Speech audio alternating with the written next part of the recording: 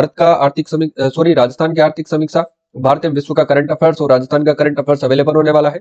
इसी कोर्स से साथियों आपको एग्जाम में 40 से 45% मिल जाएंगे। इसी कोर्स से, ये गारंटी मेरी है, इसी कोर्स से आपको 40 से 45% जो है एग्जाम में मिल जाएंगे। तो इसको जरूर लेना है।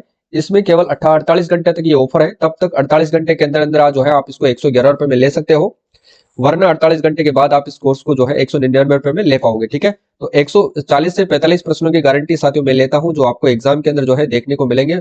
कहीं ऐसा ना हो कि एग्जाम देकर आने के बाद जब मैं आपको प्रूफ दिखाऊंगा तब आपको पछतावा होगा।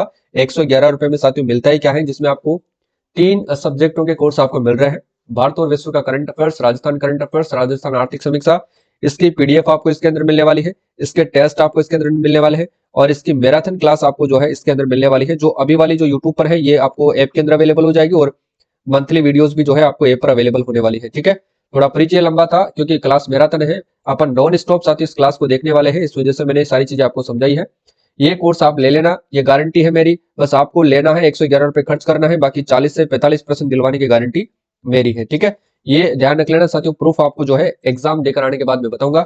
इसमें टोटल आपको 65 टेस्ट मिलेंगे, जिसमें आपको 30 राजस्थान जीके के टेस्ट मिलने वाले हैं। 30 राजस्थान जीके टेस्ट आपको यहाँ पर मिलने वाले हैं, तो ये भी आपको लंबा फायदा होने वाला है। ठीक है, तो सारा संपूर्ण पैकेज आपको इसमें मिल जाएगा। ये कॉम्बो कोर्स है। सेम ऐसे ही थंबनेल जो है आपको ऐप के अंदर देखने को मिलेगी। ये वाली थंबनेल जैसे आप ऐप के अंदर लॉगिन होगे, इस पर आप क्लिक करोगे, क्लिक करने के बाद बाय नाउ पर क्लिक करोगे तो ये आप मिल जाओगे। ठीक है, या फिर आप ऑल कोर्स पर क्लिक करके भी जा सकते हो। यहाँ पर जैसे आप बाय नाउ पर क्लिक करोगे, बहुत सारे कोर्स मिलेंगे इसमें आपको। ठीक है, और यहाँ पर एक ऑप्शन आपको देखने को मिलेगा जिसमें आपको यूपीएससी का, ऑल बैंकिंग एग्जाम का, स्टेट पीसीएस का, जितने भी एसएससी एग्जाम और ऑल स्टेट एग्जाम और जितने भी टीचिंग एग्जाम के होते हैं, जैसे कि अपने आरएस हो गया, पटवारी, VDO, REET, mains, Rajasthan police, RSC, जितने भी आपको एग्जाम है उन सभी के फुल टेस्ट आपको इसके अंदर मिल जाएंगे। जैसे आप इसको ऐड पर क्लिक करोगे तो यहाँ पर 111 के अलावा आपको 49 रुपए जो है एक्स्ट्रा पे करना पड़ेगा, यानी कि टोटल जो है 150 रुपए पे करना पड़ेगा। उसके बाद सारी टेस्ट सीरीज आपकी यहाँ पर लॉग इन हो जाएगी। ठीक है, तो ये आपको ध्यान रखना है। अगर आप इसको नहीं लेना चाहते, 49 रुपए एक्स्ट्रा खर्च नहीं करना चाहते, तो फिर आपको यहाँ पर एक स्किप का जो बटन है ये हल्का सा दिख रहा है, इस स्किप के बटन को आपको प्रेस करना है। उसके बाद ये जो है हट जाएगा। उसके बाद जो है आप 111 रुपए में अपना वाला कोर्स ले सकते हैं। अगर आप 49 रुपए ज्यादा देकर के पूरी टेस्ट आप देना चाहते हैं, लगभग साथ ही उसमें जो है 200 से ज्यादा टेस्ट आपको देखने को मिलेंगे, जिसमें आप राजस्थान के जितने भी एग्जाम है उन सभी के टेस्ट है, फुल टेस्ट है, हिंदी और इंग्लिश मीडियम दोनों में है। मात्र आपको 49 रुपए खर्च करने हैं। ठीक है, तो दोनों चीजें आपके सामने है। लेना चाहते हैं तो एड पर क्लिक कर देना, नहीं लेना चाहती है टेस्ट तो आप स्किप कर देना, बाकी अपना 111 में कोर्स मिल जाएगा। ठीक है, और इसके बाद जो है अपन शुरुआत करते हैं साथियों पहले प्रश्न से। देखिएगा, पहला प्रश्न आपके सामने है। लगातार साथियों आपके सामने ये जो क्लास है लगभग 5 से 6 घंटे आपके सामने चलने वाली है। ठीक है, तो शुरुआत करते हैं पहले प्रश्न से। देखिएगा, चलो आगे देखो नेक्स्ट क्या है। राजस्थान आर्थिक समीक्षा 23-24 के अनुसार फसल क्षेत्र का जो है प्रचलित मूल्यों पर सकल राज्य मूल्यवर्धन कितना रहने का अनुमान है। बताओ, फसल क्षेत्र का जो है प्रचलित मूल्यों पर जो है सकल राज्य मूल्यवर्धन साथियों कितना रहने का अनुमान है। कौन बताएगा इसका सही आंसर, फटाफट से बताओ। देखिए, फसल क्षेत्र की बात हो रही है, इसका जो है सकल राज्य मूल्यवर्धन, देखो किसका, फसल क्षेत्र का, याद करो हाथों हाथ। फसल क्षेत्र का साथियों चालू कीमतों पर जो है जीएसवीए यानी कि सकल राज्य मूल्यवर्धन कितना है, 1.70 लाख करोड़। ठीक है, यही होगा, बताओ देखे, अरे यही होगा ना,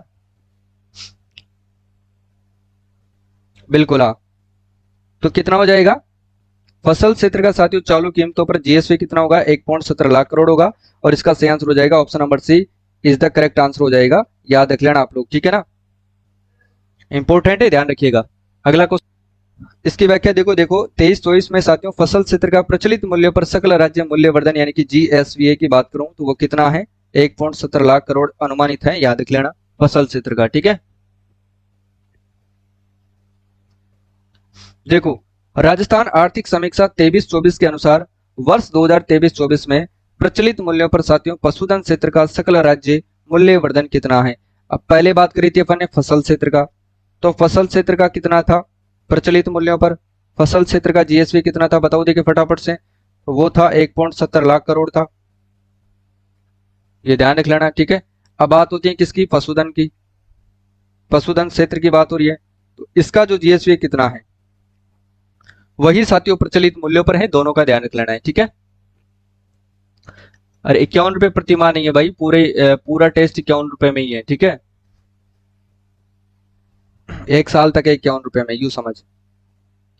इसका सही आंसर क्या होगा बताओ, देखिए पशुधन क्षेत्र का बताओ। तो पशुधन क्षेत्र का होगा 1.85 लाख करोड़।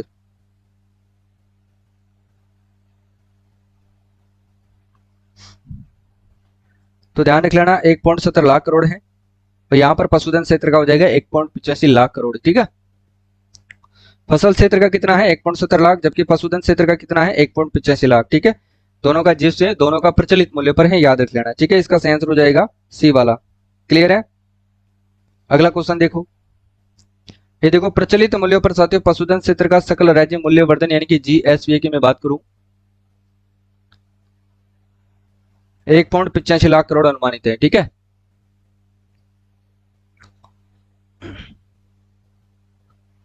हाँ भाई विकास सही बोल रहा है, इतना सस्ता कोर्स आपके लिए फायदेमंद है अगर आप ले लोगे तो, क्योंकि सस्ते में कोई लेता नहीं है जल्दी से, क्योंकि आजकल लोगों की आदत क्या है, कई तो होते हैं जो ले लेते हैं और कई होते हैं जो इनको महंगे महंगे कोर्स लेने की आदतें पड़ी हुई है तो वो नहीं लेते इसको, ठीक है।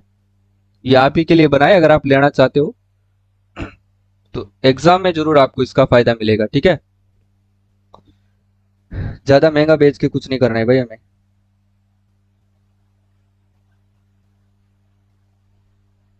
राजस्थान आर्थिक समीक्षा 23-24 के अनुसार प्रचलित कीमतों पर जो है वर्ष 2023-24 में सकल मूल्य उत्पाद में पशुधन उत्पादों से होने वाली आय में जो है सर्वाधिक और न्यूनतम योगदान, ये देखो भाई साहब पशुधन उत्पाद आ गए।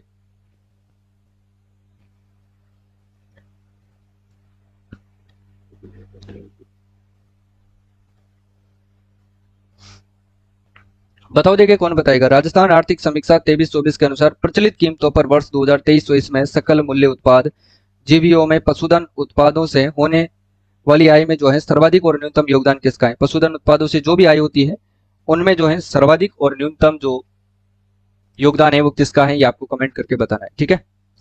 बताओ देखिए सबसे पहले अपन बात करेंगे इनके जो भी उत्पाद है उनके परसेंटेज की योगदान की, ठीक है, कि कितना कितना प्रतिशत योगदान है। दूध का कितना प्रतिशत योगदान है, तो ध्यान रख लेना 80.64% योगदान है। उसके साथ अपन बात करते हैं साथियों अंडों का कितना प्रतिशत योगदान है, सॉरी सबसे पहले अपन बात करेंगे पोल्ट्री सहित मांस की,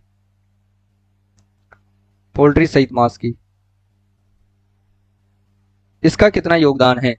तो इसका जो योगदान है साथियों 6.35% है, ठीक है, ये ध्यान रख लेना। इसके पहले अन्य आता है, अन्य को सबसे पहले लिख लो क्योंकि 12.38% है, ठीक है ना, याद रख लेना आप लोग। इसके बाद आता है साथियों अंडा। अब अंडे के उत्पादन में कितना योगदान है, अंडे के उत्पादन में योगदान है 0.64% है, ठीक है। अभी चारों उत्पाद आपके सामने हैं, ये लो। अब आप तो बता सकते हो सर्वाधिक योगदान किसका है और जो है सबसे कम योगदान किसका है। तो सर्वाधिक योगदान तो किसका है वो देखो, सर्वाधिक तो है दूध का और न्यूनतम किसका है आपके सामने है अंडे का, ठीक है, ध्यान रख लेना। तो इसका सही आंसर क्या हो जाएगा बता दोगे अब तो, दूध व अंडे का, ठीक है ना। किसका योगदान है, दूध व अंडे का जो है सर्वाधिक योगदान तो है साथियों दूध का, न्यूनतम योगदान है अंडे का। दूध का कितना है 80.64%, जबकि अंडे का कितना है 0.64% है, ठीक है। अब तो आपको आ जाना चाहिए। अगला क्वेश्चन है वो देखो, देखो राजस्थान राज्य में पशुधन क्षेत्र से होने वाली आय में दूध और दूध अंडे मांस का जो है प्रमुख योगदान है, ठीक है ना। और प्रचलित कीमतों पर वर्ष 2023-24 में सकल मूल्य उत्पाद यानी कि जीबीओ में पशुधन उत्पादों का प्रतिशत हिस्सा कितना है। देखो दूध का तो कितना है 80.64 है, अंडे का 0.64 है, तो यहां पर लिख लो पहले तो सर्वाधिक, यहां पर लिख लो न्यूनतम। पोल्ट्री सहित मांस की बात करें तो 6.35% है, ठीक है, और अन्य की 12.38% है। ये वाला डायग्राम आपके सामने है, ध्यान रख लेना आप लोग, ठीक है। अगला देखो नेक्स्ट क्वेश्चन, राजस्थान में भूमि उपयोग यानी कि 22-23 में साथियों के संदर्भ में कौन सा कथन सत्य है। राजस्थान में भूमि उपयोग के संदर्भ में कौन सा कथन सत्य है, 22-23 के अनुसार आपसे ये पूछ रहा है, ठीक है। तो बताओ कौन इसका सही आंसर बताएगा।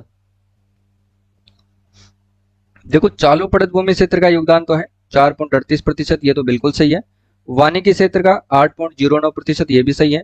उसर तथा कृषि अयोग्य क्षेत्र 6.89%, ये भी सही है। और शुद्ध बोया गया क्षेत्र 53.74%, ये भी सही है। ठीक है, तो सभी कथन इसमें तो क्या हो जाएंगे, सत्य हो जाएंगे साथियों, याद रख लेना आप लोग। ठीक है, इसके बाद देखो, ये आपके सामने है, देखिएगा। राज्य का कुल प्रतिवेदित क्षेत्रफल 22-23 में जो है 342.81 लाख हेक्टेयर है। इसमें से ध्यान रख लेना, वानिकी कितना है, 8.09% क्षेत्रफल है। और कृषि के अतिरिक्त अन्य उपयोगी भूमि कितनी है, 5.92% है। और उसर तथा कृषि अयोग्य भूमि कितनी है, 6.89% है। और स्थायी चारागाह तथा अन्य गोचर भूमि को कितनी है, 4.82% है। और वृक्षों के झुंड तथा बाग 0.09% है। बंजर भूमि का कितना योगदान है, 10.39% है। और अन्य चालू पड़ित भूमि की बात करते हैं तो 5.68% है। ठीक है, और चालू पड़ित भूमि की बात करें तो 4.38% है। और शुद्ध बोए गए क्षेत्रफल के अंतर्गत अपन बात करें तो 53.74% है। ठीक है, ये ध्यान रखना है और ये इंपॉर्टेंट भी है साथियों, ध्यान रखिएगा। ये सारणी भी है, मैंने इसको क्रम से आपके जमा दिया है।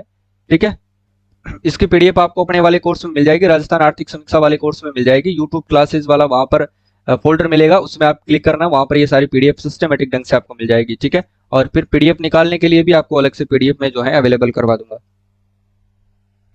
देखो, शुद्ध बोया गया क्षेत्रफल जो कि सर्वाधिक है 53.74% है।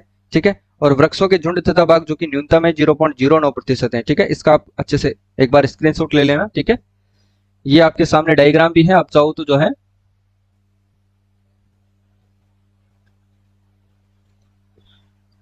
देखो।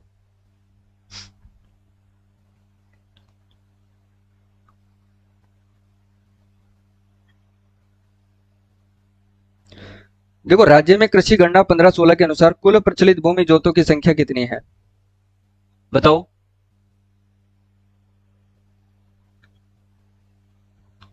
राज्य में कृषि गणना 15-16 के अनुसार कुल प्रचलित भूमि जोतों की संख्या कितनी है, बताओ। देखिए, कुल प्रचलित भूमि जोतों की संख्या जो है वो कितनी है, तो ध्यान रख लेना 76 पॉइंट यानी कि 76.55 लाख है। ठीक है, कितनी है, 76.55 लाख है, ये आपको ध्यान रख लेना साथियों। ठीक है,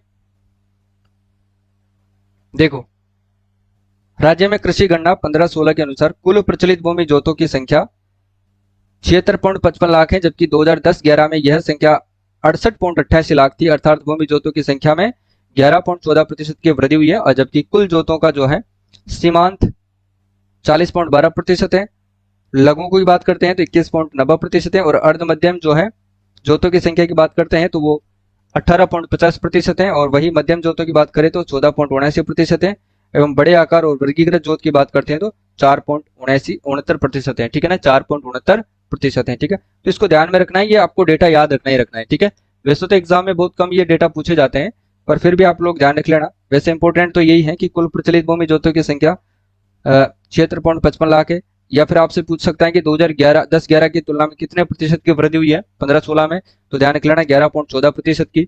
और 2010-11 का आपसे पूछे तो 68.88 लाख, ये भी आपको ध्यान रखना है। ठीक है, देखो, राज्य में 10-11 की तुलना में वर्ष 2015-16 में जो है जोतों के कुल क्षेत्रफल में कितने प्रतिशत की कमी हुई है। वर्ष 2010-11 में साथियों 11 की तुलना में वर्ष 2015-16 में जो है जोतों के कुल क्षेत्रफल की बात हो रही है यहाँ पर, इसमें कितने प्रतिशत की जो है कमी दर्ज की गई है, बताओ। देखें, कमी की बात करें तो कितने प्रतिशत की कमी दर्ज की गई है, बताओ। तो ध्यान रख लेना साथियों, कुल जो है क्षेत्रफल में जो जोतों के कुल क्षेत्रफल की बात हो रही है तो 1.24% की कमी दर्ज की गई है। ठीक है ना, ये ध्यान रख लेना, बी वाला इसमें सही आंसर हो जाएगा, याद रख लेना आप लोग। 1.24% की कमी क्या की गई है, दर्ज की गई है, ध्यान रख लेना। ठीक है, देखो व्याख्या देखो इसकी। 10-11 में साथियों कुल जोतों का क्षेत्रफल 211.36 लाख हेक्टेयर था, जो वर्ष 15-16 में घट करके 208.73 लाख हेक्टेयर हो गया है। अर्थात जोतों के कुल क्षेत्रफल में साथियों 1.24% की क्या हुई है, कमी दर्ज हुई है। ये भी आपको ध्यान रखना है। ठीक है, इंपॉर्टेंट है, ध्यान रखिएगा साथियों। और क्लास को लाइक करना मत भूलो भाई, लाइक जरूर करो। ठीक है, देखो, राज्य में साथियों कृषि गणना 15-16 के अनुसार राज्य में भूमि जोतों का औसत आकार कितना है, भूमि जोतों का औसत आकार कितना है। ये प्रश्न साथियों एग्जाम के लिए महत्वपूर्ण है, क्योंकि यहाँ से डेफिनेट एग्जाम में प्रश्न जो है इसको पूछा जाता है। ठीक है, या तो महिला भूमि जोतों की संख्या पूछी जाती है या क्षेत्रफल पूछा जाता है। बताओ देखिए कितना है, तो ध्यान रख लेना 2.73 लाख हेक्टेयर है। ठीक है, कितना है साथियों, 2.73 लाख हेक्टेयर है, ध्यान रख लेना 2.73 लाख हेक्टेयर। ये आपको ध्यान रखना है, ठीक है, पूछा जा सकता है एग्जाम में। इसके बाद देखो कृषि गणना 15-16 के अनुसार राज्य में भूमि जोतों का औसत आकार 2.73 लाख हेक्टेयर रहा है, जो कि वर्ष 2010-11 में 3.7 हेक्टेयर था। ये ध्यान रखना 3.07 हेक्टेयर था, ठीक है, याद रख लेना, जो कि 11.07% की कमी को दर्शाता है। ये ध्यान रख लेना, यानी कि 2010-11 की तुलना में साथियों 2015-16 के अंदर जो है कितने प्रतिशत की कमी हुई है, तो 11.07% की क्या हुई है साथियों, कमी हुई है। ध्यान रख लेना, ठीक है, याद रखिएगा आप लोग। 10-11 में कितना था, 3.07 था, जो कि साथियों 15-16 में कितना रह गया है, 2.73 हेक्टेयर रह गया है, यानी कि 11.07% की क्या हुई है, कमी हुई है। ये ध्यान रख लेना आप लोग, ठीक है ना, कमी हुई है, इंपॉर्टेंट है, याद रख लेना। अगला क्वेश्चन देखो, राजस्थान में साथियों कृषि गणना 2015-16 के अनुसार कुल महिला प्रचलित भूमि जोतों की संख्या कितनी है, यह भी इंपॉर्टेंट है, ध्यान रख लेना, ठीक है। कुल महिला प्रचलित भूमि जोतों की संख्या जो है वो कितनी है, कौन बताएगा, बताओ भाई, देखिए कौन है बताने वाला। तो ध्यान रख लेना 7.75 लाख है, ठीक है, इंपॉर्टेंट है, याद रख लोगे सभी, ठीक है ना। पीडीएफ आपको ऐप में मिल जाएगी, ध्यान रख लेना, जिन्होंने कोर्स ले रखा है उनको मिल जाएगी। बी वाला इसका सही आंसर होगा। अगला देखो, देखिए यहां पर देखिए, राज्य में कृषि गणना 15-16 के अनुसार कुल महिला प्रचलित भूमि जोतों की संख्या 7.75 लाख है, ध्यान रख लेना, ठीक है। जबकि वर्ष 2010-11 में यह संख्या कितनी थी, 5.46 लाख थी, अर्थात महिला भूमि जोतों की संख्या में 41.94% की वृद्धि हुई है। अब देखो भाई 2010-11 की बात करें, सबसे पहले पर 10-11 में जो है साथियों इनकी जो है महिला भूमि जोतों की संख्या कितनी थी, 5.46 लाख थी, ठीक है। जो साथियों ध्यान रख लेना 15-16 की बात करें, 15 और 16 की मैं बात करूं तो कितनी थी, 7.75 लाख थी, ठीक है, ये ध्यान रखना है। अब देखो इसकी तुलना में साथियों इसमें जो है कितने प्रतिशत की वृद्धि हुई है, तो 41.94% की क्या हुई है साथियों, वृद्धि हुई है, ध्यान रख लेना, याद रख लेना आप लोग, ठीक है, ठीक है ना। यानी कि महिला प्रचलित भूमि जोतों की संख्या 10-11 में कितनी थी, 5.46 लाख थी, जो 15-16 में बढ़कर के 7.75 लाख हो गई है। अगर आपसे पूछे कि कितने प्रतिशत की वृद्धि हुई है 10-11 की तुलना में 15-16 में, तो 41.94% की वृद्धि दर्ज की गई है, ठीक है, याद रखिएगा आप। अब देखो इसमें जो सीमांत भूमि जोत है साथियों, उनमें जो है 49.55% सीमांत जोत है। लघु जोतों की संख्या कितनी है, 20.77% है।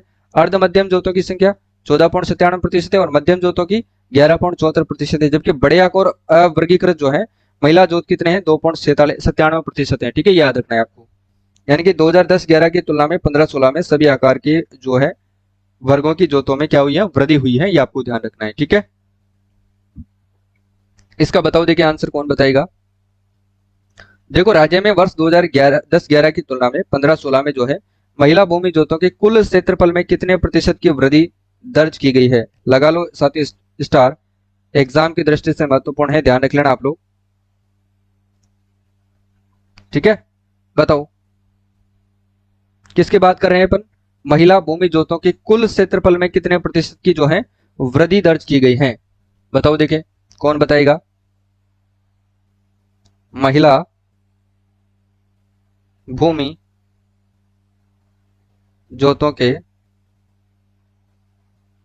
कुल क्षेत्रफल में कितने प्रतिशत की वृद्धि दर्ज की गई है, किसकी तुलना में, 10-11 की तुलना में, कब, 15-16 के अंदर, ठीक है। बताओ देखिए कितने प्रतिशत की वृद्धि दर्ज की गई है, तो ध्यान रख लेना 24.44% की, ठीक है ना, 24.44% की वृद्धि दर्ज की गई है, ये आप लोगों को ध्यान रखना है, ठीक है। यानी कि अगर 10-11 में आपसे पूछे साथियों 10-11 में जो है इन जोतों का क्षेत्रफल कितना था, तो मैं यहां पर लिख सकता हूं, सारी चीजें आपको अच्छे से पढ़ना है, ठीक है। देखो 13.30 लाख था, ध्यान रखना है, जो कि 15-16 में बढ़कर के कितना हो गया है, 16.55, ठीक है, ये ध्यान रख लेना आप लोग, ये लाख हेक्टेयर में है, ये भी लाख हेक्टेयर में है, ठीक है। वृद्धि कितने की हुई है? 24.44% की। क्लियर है ना? याद रख लेना आप लोग। इसका आंसर लगा लो भाई, डी वाला सही होगा इसमें, 24.44%। ठीक है, ये देखो राज्य में वर्ष 2011 में महिला भूमि जोतों का क्षेत्रफल कितना था? 13.30 लाख हेक्टेयर था, जो कि 15-16 में बढ़कर के 16.55 लाख हेक्टेयर हो गया है। अर्थात तो महिला भूमि जोतों के कुल क्षेत्रफल में 24.44% की वृद्धि क्या की गई है? दर्ज की गई है। ये भी आपको ध्यान रखना है। ठीक है, आगे देखो, राज्य में 1 जून से 30 सितंबर 2023 तक साथियों 23 तक की समयावधि में वास्तविक वर्षा यानी कि 499.60 मिमी दर्ज की गई, जो कि साथियों सामान्य वर्षा यानी कि 435.60 मिमी की तुलना में कितने प्रतिशत अधिक रही है? बताओ देखिए, 11.69%, 14.69%, 13.69% या फिर 24.69%? बताओ देखिए, कौन बताएगा इसका सही आंसर? फटाफट से बताओ भाई। तो ध्यान रख लेना, 14.69% की वृद्धि क्या की गई है? दर्ज की गई है। बी वाला इसका करेक्ट आंसर हो जाएगा, याद रख लेना आप लोग। ठीक है, चलो इसकी व्याख्या देखो। देखो राज्य में जो है कृषि मुख्य रूप से किस पर निर्भर है साथियों? वर्षा पर निर्भर है, जो कि प्राकृतिक रूप से अनियमित है तथा मानसून की अवधि भी क्या रहती है? कम रहती है। अस्थिर मौसम की स्थिति एवं अनिश्चित जल व्यवस्था होने के कारण किसानों को कृषि हेतु जो है वर्षा और भूमिगत जल जो है दोनों पर निर्भर रहना पड़ता है। वर्षा की प्रवृत्ति यह स्पष्ट करती है कि राज्य में मानसून के पहुंचने की सामान्य तिथि 15 जून है, जबकि इस वर्ष राज्य में मानसून 10 दिन बाद यानी कि 25 जून से प्रारंभ होकर के जुलाई 23 के प्रथम सप्ताह तक जो है संपूर्ण राज्य में सक्रिय हुआ था। राज्य में 1 जून से 30 जून तक जो है वर्ष 2023 की समयावधि में वास्तविक वर्षा 499.60 मिमी दर्ज की गई, जो कि सामान्य वर्षा 435.60 मिमी की तुलना में 14.69% क्या रही है? अधिक रही है। ये आपको ध्यान रखना है। ठीक है, चलो देखो आगे देखो,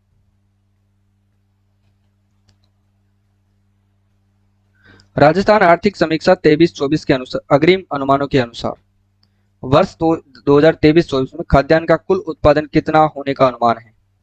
बताओ देखिए, कौन बताएगा? खाद्यान्न का कुल उत्पादन कितना होने का अनुमान है? 23-24 की बात हो रही है। ठीक है, बताओ खाद्यान्न का कुल उत्पादन कितना होने का अनुमान है? कौन बताएगा? तो ध्यान रखना साथियों, 23-24 की मैं बात करूं तो ध्यान रखना 245.01 लाख मीट्रिक टन। ठीक है, LMT होने का अनुमान है, ध्यान रख लेना आप लोग। तो इसका सही आंसर हो जाएगा सी वाला, 245.01 लाख मीट्रिक टन हो जाएगा। ये ध्यान रखना है, जो कि गत वर्ष जो है कितना था? बताओ देखें, जो कि गत वर्ष कितना था? गत वर्ष की बात करते हैं। गत वर्ष था साथियों 252.80 लाख, 252.80 लाख मीट्रिक टन, जो कि साथियों इस वर्ष गत वर्ष की तुलना में जो है कमी हुई है या वृद्धि हुई है? तो ध्यान रख लेना, कमी हुई है। और कमी की बात की जाए तो कितने प्रतिशत की कमी हुई है? तो 3.08% की क्या हुई है? कमी हुई है। ठीक है, ये ध्यान रख लेना। किसकी तुलना में? बताओ देखें, 22-23 की तुलना में। ठीक है ना, इस वर्ष क्या हुआ है? कमी होने का अनुमान है। ठीक है, ये रहा देखो, राज्य में कृषि का उत्पादन मुख्यतः मानसून के उचित समय आने पर निर्भर करता है।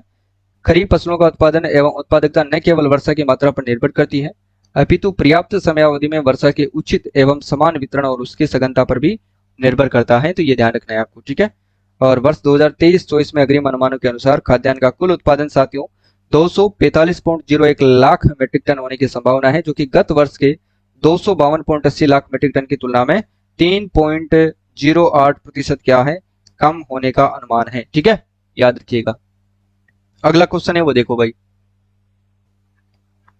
फटाफट से देखो, देखिएगा। वर्ष 23-24 में खरीफ खाद्यान्न का उत्पादन कितना था? 89.83 लाख मीट्रिक टन होने की संभावना है। 23-24 की बात हो रही है, जो कि गत वर्ष की 22-23 की तुलना में 16.04% कम है। बताओ,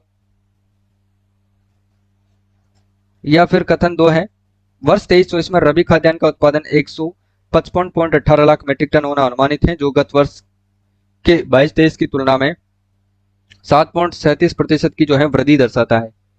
बताओ देखिए, इसका सही आंसर कौन बताएगा? तो देखो रबी में तो कितने प्रतिशत की वृद्धि जो है दर्शाता है, तो 8.37% की वृद्धि दर्शाता है। रबी खाद्यान्न की बात हो रही है। जबकि अगर मैं बात करूं साथियों किसकी, खरीफ खाद्यान्न की, तो इसमें 18.04%, 18.04% की कमी दर्शाता है। ठीक है, तो इसमें तो दोनों ही कथन क्या हो जाएंगे साथियों, गलत हो जाएंगे। न तो एक सही है और न ही दो सही है, यानी कि एक व कथन दो दोनों ही क्या हो जाएंगे, गलत हो जाएंगे। ठीक है, याद रख लेना आप लोग। देखो वर्ष 2023 में खरीफ खाद्यान्न का जो उत्पादन है 89.83 लाख मीट्रिक टन होने की पूरी पूरी संभावना है।